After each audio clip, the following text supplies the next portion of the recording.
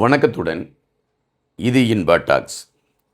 மட்டக்களப்பில் ஏறாவூர் என்கின்ற பகுதியில் சவுக்கடி தளத்தில் நடந்த ஒரு சம்பவம்தான் இன்று ஊடகங்களை அச்சம் கொள்ள செய்திருக்கிறதா என்பதை விட காவல்துறையை, ஆட்சியாளர்களை அது அச்சம் கொள்ள செய்திருக்கிறது என்பதைத்தான் நாம் இங்கு பார்க்க வேண்டியதாக இருக்கிறது.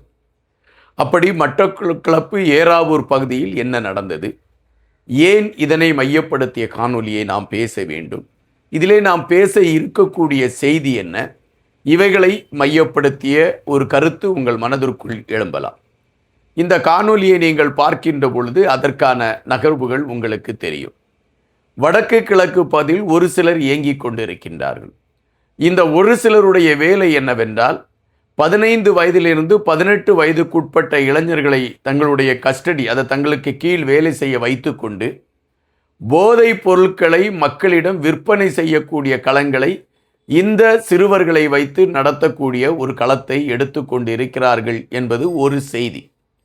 தற்பொழுது இந்த ஏறாவூர் பகுதியில் நடந்திருக்கக்கூடிய இந்த சம்பவத்தை மையப்படுத்திய செய்தியை சொல்லுகின்ற பொழுது கூட ஏறக்குறைய இந்த கருத்துகள் வலுவடைகின்றன. அதாவது ஒட்டுமொத்தமாக மக்களை திசை திருப்புவதற்காக இதுபோன்ற செயல்பாடுகள் எடுக்கப்பட்டிருக்கிறது என்கின்ற செய்திகள் வலுவடைந்து எடுத்து வைக்கப்படுகிறது. ஏறாவூர் பகுதியிலே ஒரு 2 மாணவர்கள் அல்லது 2 சிறுவர்கள் ஒரு சிறுவனை அடித்து அவனுடைய பின்புறத்தில் இருந்து ஒரு ஆயுதத்தை வைத்து உள்ளே திணிக்கக்கூடிய ஒரு களத்தை எடுத்திருக்கிறார்கள் என்பதுதான் அதிர்ச்சி தகவல். இது எதற்காக நடந்தது என்கின்ற பொழுது, இதுபோன்ற இளைஞர்களை கட்டி அமைத்து கொண்டு இருக்கக்கூடிய போதைப் பொருட்களை விற்பனை செய்யக்கூடிய தாதாக்கள், இந்த இளைஞர்கள் தங்கள் கட்டுப்பாட்டில் இருக்கிறார்கள், அந்த சிறுவர்கள் தங்கள் கட்டுப்பாட்டில் இருக்கிறார்கள் என்பது உறுதிப்படுத்தப்பட்டால் கூட அவர்களால் உருவாக்கப்பட்டிருக்கக்கூடிய அந்த போதை கலந்த ஒரு மனத்தில் ஏற்படுகின்ற ஒரு சிலிர்ப்பு இதுபோன்ற ஒரு செயல்களை செய்ய தூண்டுகிறது என்பதுதான் நிஜம். தற்பொழுது இந்த சிறுவர்கள் கைது செய்யப்பட்டிருக்கிறார்கள். 2 சிறுவர்களை காவல்துறை கைது செய்து விசாரணையை எடுத்துக்கொண்டு இருக்கிறது என்ற செய்திகள் வருகின்றன. இந்த விசாரணை நேர்மையான விசாரணையாக இருக்கும் என்றுதான் நம்பப்படுகின்றது. ஆனால் நாம் இங்கு தெரிய வேண்டிய ஒரு விடயம் என்னவென்றால், இந்த சிறுவர்கள் எதற்காக பயன்படுத்தப்படுகிறார்கள் என்கின்ற பொழுது, அந்த சிறுவர்கள் கைகளிலே ஆயுதங்களை எடுத்துக்கொண்டு வாழ்வெட்டு விடயங்களை முன்னிலைப்படுத்தி மக்களை பயங்காட்டி தங்களுக்கு கீழ் மற்றவர்களை ஒரு அடிமைகளாக வைக்கக்கூடிய களங்களை எடுத்துக்கொண்டு திரிகிறார்கள் என்பதுதான் பெரும்பாலான ஒரு குற்றச்சாட்டாக இருக்கிறது. தற்பொழுது நாம் பார்க்கக்கூடிய இந்த செய்திகளை வைத்து பார்க்கின்ற பொழுது அந்த 2 இளைஞர்களுக்கும் இன்னொரு இளைஞருக்கும் ஏற்பட்ட தகராறு, இந்த போதையை மையப்படுத்திய களத்தினால் ஏற்பட்ட தகராறு என்ற செய்திகள் எடுத்து வைக்கப்படுகின்றன. தற்பொழுது நடந்திருக்கக்கூடிய செய்திகளை வைத்து பார்க்கின்ற பொழுது பெரும் பாதிப்புக்குள் சென்றிருக்கிறது இளைய சமுதாயம் என்பதைத்தான் இந்த சம்பவம் இப்பொழுது எடுத்து வைக்கிறது. காவல்துறையை பொறுத்தமட்டில் இந்த விடயத்தில் அதிதீவிர கவனம் செய்து ஆய்வுகளை மேற்கொள்ளக்கூடிய களங்களை எடுத்துக்கொண்டு பயணிக்கிறது என்ற செய்திகள் சொல்லப்பட்டாலும் காவல்துறை இதற்கு பின்புலமாக இருக்கிறது என்கின்ற செய்தியையும் நாம் இங்கு பார்க்க வேண்டியதாக. இலங்கையை பொறுத்தமட்டில் குறிப்பாக தமிழர் பகுதிகளில் இந்த சிறுவர்களை சீரழிக்கக்கூடிய நிகழ்வுகள் தொடர்ச்சியாக நடந்து கொண்டு இருக்கிறது என்பது பல கட்டங்களில் பேசப்படுகின்ற ஒரு செய்தியாக இருக்கின்றது. பல அரசியல் தலைவர்கள் இதை குறித்து தங்களுடைய வேதனையை அவர்கள் வெளிப்படுத்தி இருக்கிறார்கள்.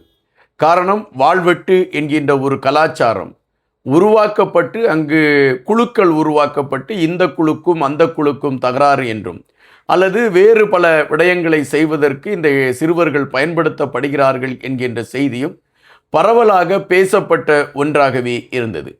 தற்பொழுது வந்திருக்கக்கூடிய இந்த செய்தி இதனை உறுதிப்படுத்துவதாக இருந்தால் கூட அந்த சிறுவர்கள் எடுத்திருந்த நடவடிக்கைகள் மிகப்பெரிய அதிர்ச்சியை கொடுத்திருக்கிறது என்று அங்கிருந்து வரக்கூடிய செய்திகள் சொல்கின்றன. அதாவது 2-3 சிறுவர்கள் சண்டையிட்டார்கள், பிரிந்து சென்றார்கள் என்பதை விட ஒரு 2 குழுக்கள் மோதிக்கொண்டால் எவ்வளவு வக்ரம் இருக்குமோ அதுபோன்ற ஒரு வக்ரத்தோடு இந்த செயல்பாடுகள் அமைந்திருந்தது என்ற ஒரு கவலை பல மட்டங்களில் இருக்கிறது. அது நடுத்தரமாக இருக்கக்கூடியவர்கள், சராசரியாக இருக்கக்கூடியவர்கள் இந்த விடயத்தை அவர்களால் ஜீரணிக்க முடியவில்லை.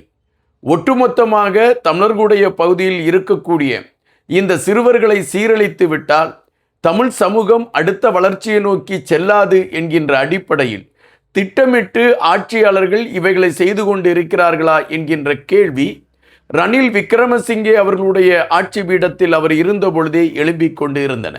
அதற்கு முன்பும் இவைகள் பரவலாகவே பேசப்பட்ட அதே வேளையில் தொடர்ச்சியாக ஆப்கானிஸ்தான், கேரளா போன்ற பகுதிகளில் இருந்து கடத்தப்படுகின்ற போதைப் பொருள்கள் தமிழர் பகுதிகளுக்கு இறக்குமதி செய்யப்படுகிறது என்கின்ற செய்திகளும் அதிர்ச்சியை தரக்கூடிய ஒன்றாக இருந்தது. இவைகளெல்லாம் அப்பொழுது பேசப்படுகின்ற செய்திகளாக இருந்தால் கூட தற்பொழுது இந்த அனுரா அவர்களுடைய ஆட்சி வந்த பின்பு ஒரு அமைதியான சூழல் உருவாக்கப்பட்டிருக்கிறது என்றும் போதைப் பொருட்களுடைய விற்பனைகள் ஒட்டுமொத்தமாக தடுக்கப்படுவதற்கான களங்கள் எடுக்கப்பட்டு கொண்டு இருக்கிறது என்றும் காவல்துறை அதற்கான நகர்வுகளை செய்து கொண்டிருக்கிறது என்கின்ற செய்திகள் எல்லாம் பரவலாக பேசப்பட்டது உண்டு. ஆனால் தற்பொழுது வந்திருக்கக்கூடிய இந்த செய்தி அதனை உடைத்து விடக்கூடிய ஒன்றாக இருக்கின்றது. அப்படி என்றால் ஆட்சியாளர்கள் இன்னும் தமிழர் பகுதியில் ஒரு பாதுகாப்பை வலுப்படுத்தக்கூடிய களங்களோ போதை வஸ்துகளை தடுத்து நிறுத்தக்கூடிய களங்களையோ அவர்கள் எடுக்கவில்லையோ என்கின்ற கேள்வி எழும்பியிருக்கிறது என்பதைத்தான் நாம் இங்கு இதை வைத்து உணர வேண்டிய ஒன்றாக இருக்கிறது. தற்பொழுது இந்த சிறுவர்கள் கைது செய்யப்பட்டிருக்கிறார்கள், அவர்கள் சிறைச்சாலைக்கு கொண்டு செல்லப்பட்டிருக்கிறார்கள். ஆனால் இந்த சிறுவர்களை இயக்கி போதைப் பொருட்களை விற்பனை செய்யக்கூடிய அந்த ஆதிக்க சக்திகள் மௌனமாக இன்னும் பின்னால் இருந்து கொண்டிருக்கின்றார்கள். அவர்களை நோக்கி காவல்துறை நகரவில்லை என்கின்ற ஒரு விசும்பல் பரவலாக எல்லோருடைய மனதிலுமே இருக்கிறது என்பதை நாம் இங்கு பதிவு செய்ய வேண்டியதாக இருக்கின்றது. தற்பொழுது நாம் இதை வைத்து பார்க்கின்ற பொழுது ஒரு தீவிரமான நடவடிக்கை இந்த இளைஞர்கள் மத்தியில், அந்த சிறுவர்கள் மத்தியில் உருவாக்கப்பட வேண்டும். இன்று 2-3 சிறுவர்கள் இப்படி இருக்கிறார்கள் என்று சொல்லிக்கொள்ளக்கூடிய களம் இருந்தால் கூட பெரும்பாலான சிறுவர்களையும் திசை திருப்புவதற்கான ஒரு களத்தை நோக்கிய நகர்வுகள் இருக்கிறது என்பதை நாம் இங்கு புறந்தள்ள முடியாது. எப்பொழுதுமே ஒரு நாட்டின் அல்லது ஒரு பகுதியின் இறையாண்மை பாதுகாக்கக்கூடிய களங்களாக இருப்பது இளைஞர்களும் இளைஞர்களை சார்ந்தவர்களும் தான். தற்பொழுது தமிழர் பகுதியில் இளைஞர்களை மையப்படுத்தி எடுக்கக்கூடிய செயல்பாடுகளை பார்க்கின்ற பொழுது பெரும்பாலான இளைஞர்கள் வேறொரு கோணத்தில் பயணிக்கின்ற பொழுது ஒரு குறிப்பிட்ட இளைஞர்கள் மது போதை என்று செல்லக்கூடிய இந்த விடயங்கள் அதிர்ச்சியை கொடுத்து கொண்டு இருக்கிறது என்பதை விட நாளை தமிழ் சமூகத்திற்கு இது மிகப்பெரிய ஒரு சோதனைக்கான களமாக மாறிவிடும் என்பதுதான் நிஜம். நன்றியுடன் இன்பா.